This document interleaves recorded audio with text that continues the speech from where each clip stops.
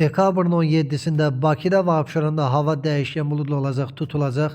Əsasən yağmursuz keçəcək. Milli Hidrometeorologiya Xidməti bildirir ki, lakin dekabrın 16-sından 17-sinə keçən gecə bəzi yerlərdə çiskinli yağış yağacaq. Şimal-şərq küləyi axşam cənub-şərq küləyi ilə əvəz olunacaq. Bəzi yerlərdə duman ehtimalı var. Temperatur gecə 3-6, gündüz 7-10 dərəcə isti, atmosfer təzyiqi 775 mm civə sütun olacaq. Naxçıvanda gün ərzində əsasən də axşama doğru bəzi yerlərdə yağış yağacaq.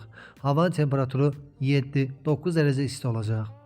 Azərbaycanın bəzi rayonlarında yağış yağacaq, yüksək dağlıq rayonlarda qar yağacaq. Bəzi yerlərdə yağıntılar leysan xarakterli intensiv olacaq. Gündüz yağıntıda fasilə yaranacaq.